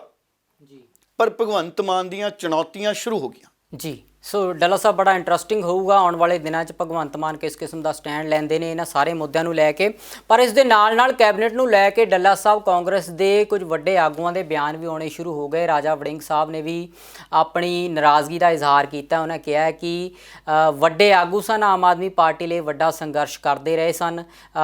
ਅਮਨ ਅਰੋੜਾ ਹੋਣਾ ਦੀ ਗੱਲ ਵੀ ਕੀਤੀ ਹੈ, ਕੁਲਤਾਰ ਸਿੰਘ ਸੰਧਵਾ ਦੀ ਵੀ ਗੱਲ ਕੀਤੀ ਹੈ। ਬਾਕੀ ਸਾਰੇ ਜਿਨ੍ਹਾਂ ਦੀ ਗੱਲ ਆਪਾਂ ਕਰ ਰਹੇ ਹਾਂ, ਜਿਹੜੇ ਐਕਸਪੈਕਟਡ ਚਿਹਰੇ ਸੀ ਉਹਨਾਂ ਦੀ ਗੱਲ ਕਰਦੇ ਹਾਂ, ਉਹਨਾਂ ਨੇ ਟਵੀਟ ਕੀਤਾ ਹੈ ਕਿ ਇਹਨਾਂ ਨੂੰ ਕੈਬਨਿਟ ਦੇ ਵਿੱਚ ਜਗ੍ਹਾ ਮਿਲਣੀ ਚਾਹੀਦੀ ਸੀ। ਰਵਨੀਤ ਸਿੰਘ ਬਿੱਟੂ ਹੁਣਾਂ ਨੇ ਵੀ ਇੱਕ ਬਿਆਨ ਦਿੱਤਾ, ਉਹਦੇ ਵਿੱਚ ਉਹਨਾਂ ਨੇ ਵੀ ਇਤਰਾਜ਼ ਪ੍ਰਗਟ ਕੀਤਾ ਹੈ ਕੈਬਨਿਟ ਨੂੰ ਲੈ ਕੇ। ਡੱਲਾ ਸਾਹਿਬ ਕਿਵੇਂ ਦੇਖਦੇ ਹੋ ਇਹਨਾਂ ਬਿਆਨਾਂ ਨੂੰ? ਦੇਖੋ, ਰਵਨੀਤ ਬਿੱਟੂ ਹੁਣਾਂ ਨੇ ਤਾਂ ਕਿਹਾ ਹੈ ਕਿ ਤੁਹਾਡਾ ਸ਼ਹਿਰ ਸਨਅਤੀ ਲੁਧਿਆਣਾ, ਉਹਦੇ ਵਿੱਚੋਂ ਕੋਈ ਮੰਤਰੀ ਨਹੀਂ ਬਣਾਇਆ। ਦੇਖੋ, 7 ਮੰਤਰੀ ਬਣਨੇ ਨੇ, ਹੋ ਸਕਦਾ ਆਉਂਦੇ ਦਿਨਾਂ 'ਚ ਲੁਧਿਆਣਾ ਤੋਂ ਵੀ ਕੋਈ ਮੰਤਰੀ ਆਵੇ। ਪਰ ਜਿੱਥੋਂ ਤੱਕ ਗੱਲ ਰਹੀ ਰਾਜਾ ਵੜਿੰਗ ਦੀ, ਰਾਜਾ ਵੜਿੰਗ ਨੇ ਵੀ ਉਹੀ ਗੱਲ ਕੀਤੀ ਹੈ। ਪ੍ਰੋਫੈਸਰ ਬਲਜਿੰਦਰ ਕੌਰ ਜੀ, ਅਮਨ ਅਰੋੜਾ, ਬੀਬੀ ਮਾਣੂਕੇ, ਇਹ ਸਾਰੇ ਲੀਡਰ ਨੇ ਜਿਹੜੇ, ਇਹਨਾਂ ਨੇ ਔਖੇ ਮਾੜੇ ਟਾਈਮਾਂ 'ਚ ਆਮ ਆਦਮੀ ਪਾਰਟੀ ਦਾ ਪੱਲਾ ਨਹੀਂ ਛੱਡਿਆ, ਬਲਕਿ ਸੰਘਰਸ਼ ਕੀਤਾ ਅੱਗੇ ਹੋ ਕੇ। ਚੰਡੀਗੜ੍ਹ ਗ੍ਰਿਫਤਾਰੀਆਂ ਦਿੱਤੀਆਂ, ਪਾਣੀ ਦੀਆਂ ਬਛਾੜਾਂ ਝੱਲੀਆਂ, ਤੇ ਇਹ ਮੰਤਰੀ ਨਹੀਂ ਹੈ। ਇਹ ਸਵਾਲ ਰਾਜਾ ਵੜਿੰਗ ਨੇ ਵੀ ਖੜਾ ਕੀਤਾ। ਸੋ ਇਸ ਕਰਕੇ ਦੇਖੀਏ ਜਗਦੀਸ਼ ਜੀ, ਇਹ ਸਵਾਲ ਬਹੁਤ ਸਾਰੇ ਲੋਕਾਂ ਦੇ ਜ਼ਿਹਨ 'ਚ ਹੈ। ਇਸ ਕਰਕੇ ਇਹਦੇ 'ਤੇ ਚਰਚਾ ਕਰਨੀ ਜ਼ਰੂਰੀ ਹੈ, ਤਾਂ ਕਿ ਇਹ ਸਵਾਲ ਨਾ ਬਣ ਜੇ ਕਿ ਜਿਵੇਂ ਨਵਜੋਤ ਸਿੰਘ ਸਿੱਧੂ ਸੀ ਕਾਂਗਰਸ 'ਚ ਜਾਂ ਪਹਿਲਾਂ ਬੀਜੇਪੀ ਅਕਾਲੀ ਦਲ 'ਚ, ਕਿ ਪਿੱਛੇ ਹੀ ਰੱਖੋ ਕਿਉਂਕਿ ਬਹੁਤ ਇਮਾਨਦਾਰ ਹੈ, ਬਹੁਤ ਸੱਚਾ ਹੈ। ਕਿਤੇ ਅਮਨ ਅਰੋੜਾ, ਪ੍ਰੋਫੈਸਰ ਬਲਜਿੰਦਰ, ਬੀਬੀ ਮਾਣੂਕੇ, ਇਹਨਾਂ ਤੋਂ ਕੋਈ ਚਿੰਤਾ ਤਾਂ ਨਹੀਂ ਹਾਈ ਕਮਾਂਡ ਨੂੰ ਵੀ ਕਿਤੇ ਇਹ ਕੱਲ੍ਹ ਨੂੰ ਜ਼ਿਆਦਾ ਵੱਡੇ ਲੀਡਰ ਤਾਂ ਨਹੀਂ ਬਣ ਜਾਣਗੇ, ਕਿਤੇ ਜ਼ਿਆਦਾ ਤਾਂ ਨਹੀਂ ਉੱਭਰ ਜਾਣਗੇ। ਕੋਈ ਅਜਿਹੀ ਚਿੰਤਾ ਤਾਂ ਨਹੀਂ ਜਿਹੋ ਜਿਹੀ ਚਿੰਤਾ ਨਵਜੋਤ ਸਿੰਘ ਸਿੱਧੂ ਨੂੰ ਲੈ ਕੇ ਸੀ। ਕਿਤੇ ਆਮ ਆਦਮੀ ਪਾਰਟੀ ਦੇ ਵਿੱਚ ਕੋਈ ਅੰਦਰੂਨੀ ਅਸੁਰੱਖਿਅਤ ਭਾਵਨਾ, ਸੁਰੱਖਿਆ ਦੀ ਭਾਵਨਾ ਤਾਂ ਨਹੀਂ, ਮੈਂ ਅਸੁਰੱਖਿਅਤਾ ਕਹਿਣ ਲੱਗਿਆ ਸੀ। ਕੋਈ ਦੇਖੋ, ਇਹ ਤਾਂ ਸਵਾਲ ਨੇ, ਸਾਰੇ ਸਵਾਲ ਤਾਂ ਕਰਨੇ ਬਣਦੇ ਆ ਨਾ, ਕਿਉਂਕਿ ਜਦੋਂ ਕੋਈ ਚੀਜ਼ ਨਹੀਂ ਹੁੰਦੀ ਜਿਹੜੀ ਤੁਹਾਨੂੰ ਲੱਗਦੀ ਹੈ ਕਿ ਹੋ ਜਾਣੀ ਹੈ, ਤੇ ਤੁਸੀਂ ਫਿਰ ਸਵਾਲ ਕਰਦੇ ਹੋ। ਕਦੀ ਬੱਦਲ ਆਏ ਹੁੰਦੇ ਆ, ਤੁਹਾਡੇ ਜ਼ਿਹਨ 'ਚ ਸਵਾਲ ਆ ਜਾਂਦਾ ਨਾ ਵੀ ਅੱਜ ਮੀਂਹ ਪਊ, ਫਿਰ ਤੁਸੀਂ ਸਵਾਲ ਕਰਦੇ ਹੋ ਵੀ ਕੀ ਮੀਂਹ ਪਊ ਜਾਂ ਮੀਂਹ ਨਹੀਂ ਪਊ। ਫਿਰ ਤੁਸੀਂ ਆਪਣੇ ਤਜਰਬੇ ਨਾਲ ਦੇਖਦੇ ਹੋ ਵੀ ਭਾਈ ਜਦੋਂ ਇੰਨਾ ਕੁ ਕਾਲਾ ਸੰਘਣਾ ਬੱਦਲ ਆਉਂਦਾ ਹੈ ਤੇ ਮੀਂਹ ਬੜੀ ਤੇਜ਼ ਪੈਂਦਾ, ਬੱਦਲ ਵੀ ਗੱਜਦੇ ਆ। ਸੋ ਇਨਸਾਨੀ ਸੁਭਾਅ ਹੈ, ਸਵਾਲ ਦਿਮਾਗ 'ਚ ਜਨਮ ਲੈਣ ਲੱਗ ਜਾਂਦੇ ਆ। ਜਾਂ ਤਾਂ ਹੁੰਦਾ ਕਿ ਬੀਬੀ ਬਲਜਿੰਦਰ ਕੌਰ ਅਕਾਲੀ ਦਲ 'ਚੋਂ ਜਾਂ ਬੀਜੇਪੀ 'ਚੋਂ ਆਏ ਹੁੰਦੇ, ਅਮਨ ਅਰੋੜਾ ਤਾਂ ਕਾਂਗਰਸ 'ਚੋਂ ਆਏ, ਉਹਨਾਂ ਦੇ ਪਿਤਾ ਜੀ ਵੀ ਮੰਤਰੀ ਸੀ, ਪਰ ਅਮਨ ਅਰੋੜਾ ਉਦੋਂ ਆਏ ਜਦੋਂ ਆਮ ਆਦਮੀ ਪਾਰਟੀ ਨੂੰ ਲੋੜ ਸੀ ਚਿਹਰਿਆਂ ਦੀ। ਔਰ ਅਮਨ ਅਰੋੜਾ ਇਮਾਨਦਾਰ ਲੀਡਰ ਨੇ, ਅਮਨ ਅਰੋੜਾ 'ਤੇ ਕੋਈ ਸਵਾਲ ਨਹੀਂ। ਇਸ ਕਰਕੇ ਬੀਬੀ ਮਾਣੂਕੇ ਹੈ, ਸਿਆਸਤ ਸ਼ੁਰੂ ਕੀਤੀ ਆਪ ਨਾਲ ਹੀ, ਝਾੜੂ ਚੱਕ ਕੇ, ਔਰ ਇਮਾਨਦਾਰ ਨੇ, ਕੋਈ ਸਵਾਲ ਨਹੀਂ। ਇਸ ਕਰਕੇ ਇਹੋ ਜਿਹੇ ਜ਼ਿਹਨ 'ਚ ਸਵਾਲ ਖੜੇ ਹੁੰਦੇ ਨੇ ਕਿ ਉਹ ਲੋਕ ਜਿਹੜੇ ਸਵਾਲ ਰਹਿਤ ਨੇ, ਉਹਨਾਂ ਨੂੰ ਮੰਤਰੀ ਮੰਡਲ 'ਚ ਥਾਂ ਕਿਉਂ ਨਹੀਂ। ਕਿਤੇ ਇਹਨਾਂ ਨਾਲ ਸਿੱਧੂ ਵਾਲੀ ਤਾਂ ਨਹੀਂ ਹੋਣੀ ਸ਼ੁਰੂ ਹੋ ਗਈ, ਕਿਤੇ ਇਹ ਵੀ ਆਮ ਆਦਮੀ ਪਾਰਟੀ ਦੇ ਸਿੱਧੂ ਤਾਂ ਨਹੀਂ ਬਣ ਜਾਣਗੇ। ਆਮ ਆਦਮੀ ਪਾਰਟੀ ਸਿੱਧੂ ਬਣ ਜਾਣ ਚੰਗੀ ਗੱਲ ਹੈ, ਸਿੱਧੂ ਤਾਂ ਹੈਗੇ ਹੀ ਨੇ, ਇਹ ਵੀ ਮੁੱਦੇ ਚੱਕਦੇ ਨੇ। ਅਮਨ ਅਰੋੜਾ ਹੋ ਗਿਆ, ਮਾਣੂਕੇ ਹੋ ਗਈ, ਪ੍ਰੋਫੈਸਰ ਬਲਜਿੰਦਰ ਸੱਚ ਦੀ ਲੜਾਈ ਲੜਦੇ ਨੇ, ਪਰ ਕਿਤੇ ਨਵਜੋਤ ਸਿੰਘ ਸਿੱਧੂ ਦੀ ਤਰ੍ਹਾਂ ਤਾਂ ਨਹੀਂ ਇਹਨਾਂ ਨਾਲ ਹੋਊਗਾ। ਸਵਾਲ ਹੀ ਵੱਡਾ। ਔਰ ਫਿਰ ਗੱਲ ਸਵਾਲ ਨਵਜੋਤ ਸਿੰਘ ਸਿੱਧੂ 'ਤੇ ਆ ਜਾਂਦੀ ਹੈ। ਪਹਿਲੀ ਵਾਰੀ ਜਦੋਂ ਨਵਜੋਤ ਸਿੰਘ ਸਿੱਧੂ ਆਮ ਆਦਮੀ ਪਾਰਟੀ 'ਚ ਜਾਂਦੇ ਰਹਿ ਗਏ ਸੀ, ਕਿ ਉਦੋਂ ਨਵਜੋਤ ਸਿੰਘ ਸਿੱਧੂ ਵੀ ਇਹ ਮਹਿਸੂਸ ਕਰ ਗਏ ਸੀ ਵੀ ਆਮ ਆਦਮੀ ਪਾਰਟੀ ਉਸੇ ਲਈ 'ਤੇ ਹੈ, ਕਿ ਇਸੇ ਕਰਕੇ ਇਸ ਵਾਰ ਨਵਜੋਤ ਸਿੰਘ ਸਿੱਧੂ ਆਮ ਆਦਮੀ ਪਾਰਟੀ 'ਚ ਨਹੀਂ ਗਏ ਵੀ ਕਿਤੇ ਉਹਨਾਂ ਨੇ ਮਹਿਸੂਸ ਕਰ ਲਿਆ ਸੀ ਕਿ ਉਹਨਾਂ ਨੂੰ ਪਤਾ ਹੈ ਕਿ ਆਮ ਆਦਮੀ ਪਾਰਟੀ 'ਚ ਵੀ ਉਹੀ ਕੁਝ ਹੁੰਦਾ ਜੋ ਅਕਾਲੀ ਜਾਂ ਕਾਂਗਰਸੀ ਕਰਦੇ ਰਹੇ ਨੇ। ਸਵਾਲ ਹੈ, ਜੇ ਆਪਾਂ ਸਾਰੇ ਸਿਆਸੀ ਪਾਰਟੀਆਂ ਦੇ ਰੁਝਾਨਾਂ ਦੀ ਗੱਲ ਕਰੀਏ ਕਿ ਸਿਆਸੀ ਪਾਰਟੀਆਂ ਦੀ ਜਿਹੜੀ ਇੰਟਰਨਲ ਪੋਲਿਟਿਕਸ ਹੈ ਉਹ ਕਿਸ ਕਿਸਮ ਦੀ ਹੁੰਦੀ ਹੈ, ਕਿਤੇ ਇਹ ਤਾਂ ਨਹੀਂ ਕਿ ਸਾਰੀਆਂ ਸਿਆਸੀ ਪਾਰਟੀਆਂ 'ਚ ਇਹੋ ਜਿਹਾ ਕੰਮ ਸ਼ੁਰੂ ਹੋ ਗਿਆ ਕਿ ਜਿਹੜੇ ਵੱਡੇ ਆਗੂ, ਵੱਡਾ ਵਿਜ਼ਨ ਰੱਖਣ ਵਾਲੇ ਆਗੂ ਆ, ਉਹਨਾਂ ਦੀ ਸਪੇਸ ਕਿਸੇ ਨਾ ਕਿਤੇ ਖਤਮ ਤਾਂ ਨਹੀਂ ਕੀਤੀ ਜਾ ਰਹੀ? ਡੱਲਾ ਸਾਹਿਬ ਦੇਖੋ, ਇਹ ਆਪਣੇ ਆਪ ਦੇ ਵਿੱਚ ਤੁਹਾਡਾ ਜਿਹੜਾ ਸਵਾਲ ਹੈ ਬਹੁਤ ਵੱਡਾ ਹੈ, ਪਰ ਮੈਨੂੰ ਲੱਗਦਾ ਆਮ ਆਦਮੀ ਪਾਰਟੀ ਅਜਿਹਾ ਨਹੀਂ ਕਰੂਗੀ। ਆਮ ਆਦਮੀ ਪਾਰਟੀ ਤੋਂ ਬੜੀਆਂ ਆਸਾਂ ਨੇ। 2014 2017 'ਚ ਕਈ ਚੰਗੀਆਂ ਨੀਤੀਆਂ ਦਾ ਆਮ ਆਦਮੀ ਪਾਰਟੀ ਦੀ ਮੈਂ ਦੱਬ ਕੇ ਵਕਾਲਤ ਕੀਤੀ। ਉਸ ਤੋਂ ਬਾਅਦ ਨਵਜੋਤ ਸਿੰਘ ਸਿੱਧੂ ਦੇ ਪੰਜਾਬ ਮਾਡਲ ਦੀ ਵੀ ਮੈਂ ਵਕਾਲਤ ਕੀਤੀ, ਔਰ ਡਾਕਟਰ ਧਰਮਵੀਰ ਗਾਂਧੀ ਦੀ ਸੋਚ ਦੀ ਵਕਾਲਤ ਕੀਤੀ ਬਹੁਤ ਸਾਰੇ ਮੁੱਦਿਆਂ 'ਤੇ। ਭਗਵੰਤ ਮਾਨ ਦੇ ਬਹੁਤ ਸਾਰੇ ਮੁੱਦਿਆਂ ਤੇ ਉਹਨਾਂ ਦੀ ਸੋਚ ਦੀ ਵਕਾਲਤ ਕੀਤੀ। ਸਾਰੇ ਪੰਜਾਬੀ ਕਰ ਰਹੇ ਨੇ, ਮੈਂ ਇਕੱਲਾ ਕਿਉਂ ਕਰ ਰਿਹਾ ਜੀ। ਅੱਜ ਵੀ ਮੈਂ ਭਗਵੰਤ ਮਾਨ ਦੀਆਂ ਬਹੁਤੀਆਂ ਨੀਤੀਆਂ ਦਾ ਸਹਿਮਤ ਹਾਂ, ਪਰ ਅਰਵਿੰਦ ਕੇਜਰੀਵਾਲ ਉਹਨਾਂ ਦੀਆਂ ਕੁਝ ਨੀਤੀਆਂ ਤੇ ਮੇਰੀ ਅਸਹਿਮਤੀ ਹੈ ਜੀ। ਕੁਝ ਅਸਹਿਮਤੀ ਹੈ। ਇਸੇ ਕਰਕੇ ਮੈਂ ਬਾਰ-ਬਾਰ ਇਹ ਸਵਾਲ ਜਿਹੜੇ ਨੇ ਇਹ ਮੇਰੇ ਜ਼ਿਹਨ 'ਚ ਵੀ ਲੜਦੇ ਰਹਿੰਦੇ ਨੇ ਜੀ। ਕਿ ਭਗਵੰਤ ਮਾਨ ਤੇ ਅਰਵਿੰਦ ਕੇਜਰੀਵਾਲ 'ਚ ਫਰਕ ਕੀ ਹੈ, ਦੋਹਾਂ ਦੀ ਸੋਚ, ਐਗਜ਼ੀਕਿਊਸ਼ਨ, ਕਾਰਜਕਾਰਨੀ 'ਚ ਫਰਕ ਕੀ ਹੈ। ਔਰ ਆਹ ਫਰਕ ਹੈ ਜਿਹੜਾ ਦੋਨਾਂ 'ਚ ਹੈਗਾ, ਇਹ ਸਾਹਮਣੇ ਆ ਗਿਆ। ਜੀ। ਅਮਨ ਅਰੋੜਾ ਦਾ, ਬੀਬੀ ਬਲਜਿੰਦਰ ਕੌਰ ਦਾ, ਮਾਣੂਕੇ ਦਾ, ਰੋੜੀ ਦਾ, ਪੁਰਾਣੇ ਤਜਰਬੇਕਾਰ ਕੁੰਵਰ ਵਿਜੇ ਪ੍ਰਤਾਪ ਦਾ ਮੰਤਰੀ ਨਾ ਬਣਨਾ ਸਵਾਲ ਖੜੇ ਕਰ ਗਿਆ। ਔਰ ਮੇਰੇ ਜ਼ਿਹਨ 'ਚ ਹੋਰ ਸਵਾਲ ਖੜੇ ਹੋ ਗਏ ਵੀ ਇਹ ਮੰਤਰੀ ਕਿਉਂ ਨਹੀਂ ਬਣੇ। ਜੀ। ਅਗਰ ਅਗਲੇ ਐਕਸਟੈਂਸ਼ਨ 'ਚ ਬਣ ਗਏ, ਅਗਲੇ ਫੇਰ ਬਦਲ 'ਚ ਬਣ ਗਏ, ਕਿਉਂਕਿ 18 ਮੰਤਰੀ ਬਣਨੇ ਨੇ ਕੁੱਲ, ਇੱਕ ਮੁੱਖ ਮੰਤਰੀ, 17 ਮੰਤਰੀ, ਸੋ 7 ਮੰਤਰੀ ਬਣਨੇ ਨੇ। ਅਗਰ ਤਾਂ 7 ਮੰਤਰੀਆਂ 'ਚ ਬਣ ਗਏ ਫਿਰ ਤਾਂ ਖੁਸ਼ੀ ਹੋਊਗੀ ਅਰਵਿੰਦ ਕੇਜਰੀਵਾਲ ਦਾ ਵੀ ਧੰਨਵਾਦ ਤੇ ਮੁਬਾਰਕਬਾਦ ਹੋਊਗੀ। ਜੇ ਨਾ ਬਣੇ ਤਾਂ ਇਹ ਸਵਾਲ ਹੋਰ ਗਹਿਰਾ ਹੁੰਦਾ ਚਲਿਆ ਜਾਣਾ ਹੈ ਕਿ ਇਹਨਾਂ ਤੋਂ ਆਮ ਆਦਮੀ ਪਾਰਟੀ ਨੂੰ ਕਾਹਦਾ ਡਰ। ਜੀ। ਕੀ ਇਹਨਾਂ ਤੋਂ ਆਮ ਆਦਮੀ ਪਾਰਟੀ ਨੂੰ ਕਾਹਦਾ ਡਰ? ਕਿ ਇਹਨਾਂ ਤੋਂ ਉਹੀ ਡਰ ਜਿਹੜਾ ਡਰ ਕਾਂਗਰਸ ਨੂੰ ਤੇ ਬੀਜੇਪੀ ਨੂੰ ਤੇ ਅਕਾਲੀਆਂ ਨੂੰ ਸਿੱਧੂ ਤੋਂ ਸੀ? ਜੀ। ਇਹ ਵੀ ਸਵਾਲ ਹੈ। ਜੀ। ਡੱਲਾ ਸਾਹਿਬ, ਸਰਬਜੀਤ ਕੌਰ ਮਾਣੂਕੇ ਹੋਣਾ ਦੀ ਤੁਸੀਂ ਗੱਲ ਕੀਤੀ ਹੈ, ਉਹਨਾਂ ਦਾ ਬਿਆਨ ਇੱਕ ਸਾਹਮਣੇ ਆਇਆ। ਉਹਨਾਂ ਕਿਹਾ ਕਿ ਹੁਣ ਸਰਕਾਰ ਆ ਗਈ ਹੈ, ਹੁਣ ਚਿੰਤਾ ਕਰਨ ਦੀ ਜ਼ਰੂਰਤ ਨਹੀਂ ਹੈ, ਨਾ ਹੀ ਪਾਣੀ ਦੀਆਂ ਬੁਛਾਰਾਂ ਹੋਣਗੀਆਂ ਤੇ ਨਾ ਹੀ ਰੋਸ ਪ੍ਰਦਰਸ਼ਨ ਕਰਨ ਦੀ ਨੌਜਵਾਨਾਂ ਨੂੰ ਜ਼ਰੂਰਤ। ਅਮਨ ਅਰੋੜਾ ਨੇ ਵੀ ਕਿਹਾ ਜੀ ਕਿ ਅਮਨ ਅਰੋੜਾ ਨੇ ਕਿਹਾ ਕਿ ਸ਼ਾਇਦ ਮੇਰੇ 'ਚ ਕੋਈ ਕਮੀ ਰਹਿ ਗਈ ਹੋਣੀ। ਪ੍ਰੋਫੈਸਰ ਬਲਜਿੰਦਰ ਕੌਰ ਕਹਿੰਦੇ ਪਾਰਟੀ ਦੇ ਹਰ ਫੈਸਲੇ ਨਾਲ ਆ। ਜੀ। ਮਾਣੂਕੇ ਸਾਹਿਬ ਕਹਿੰਦੇ ਹਰ ਫੈਸਲੇ ਨਾਲ ਆ। ਕੁੰਵਰ ਵਿਜੇ ਪ੍ਰਤਾਪ ਕਹਿੰਦੇ ਪਾਰਟੀ ਦੇ ਫੈਸਲੇ ਨਾਲ ਆ। ਜੈ ਕਿਸ਼ਨ ਰੋੜੀ ਕਹਿੰਦੇ ਮੈਂ ਤਾਂ ਆਪਣੇ ਆਪ ਨੂੰ ਮੁੱਖ ਮੰਤਰੀ ਸਮਝਦਾ। ਹਰ ਆਪ ਦਾ ਵਰਕਰ ਵਲੰਟੀਅਰ ਮੁੱਖ ਮੰਤਰੀ ਹੈ, ਪਰ ਇਹ ਇਹਨਾਂ ਦੀ ਇਮਾਨਦਾਰੀ ਹੈ ਪਾਰਟੀ ਪ੍ਰਤੀ।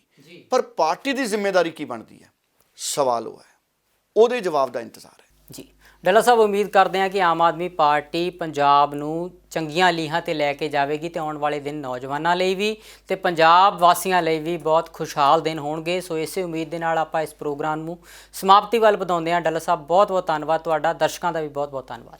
ਇੰਤਜ਼ਾਰ ਰਹੂਗਾ ਜਗਦੀਸ਼ ਜੀ, ਕੁਝ ਦੇਰ ਤੱਕ ਹੋ ਸਕਦਾ ਮਹਿਕਮੇ ਦੇ ਦਿੱਤੇ ਜਾਣ ਜਾਂ ਹੋ ਸਕਦਾ ਜਦੋਂ ਨੂੰ ਤੁਸੀਂ ਪ੍ਰੋਗਰਾਮ ਸੁਣ ਰਹੇ ਹੋ ਮਹਿਕਮੇ ਵੰਡੇ ਗਏ ਹੋਣ। ਕਿਹਨੂੰ ਕਿਹੜਾ ਮਹਿਕਮਾ ਮਿਲਿਆ ਇਹਦੇ ਤੇ ਗੱਲ ਕਰਾਂਗੇ, ਕਿਉਂਕਿ ਅਗਰ ਸਾਰੇ ਵੱਡੀਆਂ ਜ਼ਿੰਮੇਵਾਰੀਆਂ ਵਾਲੇ ਸੀਨੀਅਰ ਲੋਕਾਂ ਦੇ ਮਹਿਕਮੇ ਪਹਿਲਾਂ ਹੀ ਦੇ ਦਿੱਤੇ ਗਏ ਤਾਂ ਫਿਰ ਬਾਅਦ ਵਾਲਿਆਂ ਨੂੰ ਕੀ ਦਿੱਤਾ ਜਾਊ, ਕੀ ਰਹਿ ਜਾਊ, ਫਿਰ ਉਹਦੇ ਤੇ ਵੀ ਗੱਲ ਕਰਾਂਗੇ। ਔਰ ਭਗਵੰਤ ਮਾਨ ਨੂੰ ਸ਼ੁਭ ਇੱਛਾਵਾਂ ਚੰਗੇ ਫੈਸਲਿਆਂ ਲਈ। ਔਰ ਸਾਰੇ ਪੰਜਾਬੀ ਭਗਵੰਤ ਮਾਨ ਦੇ ਨਾਲ ਖੜੇ ਨੇ, ਕਿਉਂਕਿ ਸਾਰੇ ਲੋਕ ਬਦਲਾਅ ਚਾਹੁੰਦੇ ਨੇ। ਸੁਨੇਹੇ ਭਗਵੰਤ ਮਾਨ ਨੇ ਚੰਗੇ ਦਿੱਤੇ ਹੈ। ਅਧਿਆਪਕ, ਥਾਣੇ, ਇਹਨਾਂ ਥਾਵਾਂ ਤੇ ਜਿਹੜੇ ਲੋਕ ਛਾਪਾਮਾਰੀ ਕਰ ਰਹੇ ਸੀ ਕਿਤੇ ਨਾ ਕਿਤੇ, ਉਹ ਵੀ ਮਹਿਸੂਸ ਕਰ ਗਏ ਕਿ ਮੁਲਾਜ਼ਮ ਵੀ ਸਾਡੇ ਆਪਣੇ ਹੈ, ਥਾਣੇ ਵੀ ਸਾਡੇ ਆਪਣੇ ਹੈ, ਸਾਰੇ ਸਾਡੇ ਆਪਣੇ ਹੈ। ਲੜਾਈ ਤਾਂ ਸਿਸਟਮ ਨਾਲ ਹੈ, ਸਿਸਟਮ ਨੂੰ ਦਰੁਸਤ ਕਰਨਾ ਹੈ। ਜਦੋਂ ਸਿਸਟਮ 'ਚ ਸੁਧਾਰ ਆ ਗਿਆ, ਸਾਰੇ ਲੋਕਾਂ ਨੇ ਇਸੇ ਆਸ 'ਚ ਆਮ ਆਦਮੀ ਪਾਰਟੀ ਨੂੰ ਵੋਟ ਪਾਈ ਹੈ। ਪੁਲਿਸ ਨੇ ਵੀ, ਮੁਲਾਜ਼ਮਾਂ ਨੇ ਵੀ, ਕਿਉਂਕਿ ਉਹ ਵੀ ਚਾਹੁੰਦੇ ਨੇ ਕਿ ਸਿਸਟਮ ਬਦਲਿਆ ਜਾਵੇ। ਗੱਲ ਸਿਸਟਮ ਬਦਲਣ ਦੀ ਹੈ। ਦੇਖਦੇ ਹਾਂ ਕੀ ਆਮ ਆਦਮੀ ਪਾਰਟੀ ਸਿਸਟਮ ਬਦਲ ਸਕਦੀ ਹੈ ਜਾਂ ਨਵਜੋਤ ਸਿੰਘ ਸਿੱਧੂ ਦੀ ਸਿਸਟਮ ਬਦਲਣ ਦੀ ਲੜਾਈ ਅਸੀਂ ਫਿਰ ਵੇਖਾਂਗੇ। ਬਹੁਤ ਬਹੁਤ ਧੰਨਵਾਦ। ਧੰਨਵਾਦ ਡੱਲਾ ਸਾਹਿਬ, ਬਹੁਤ ਬਹੁਤ ਧੰਨਵਾਦ।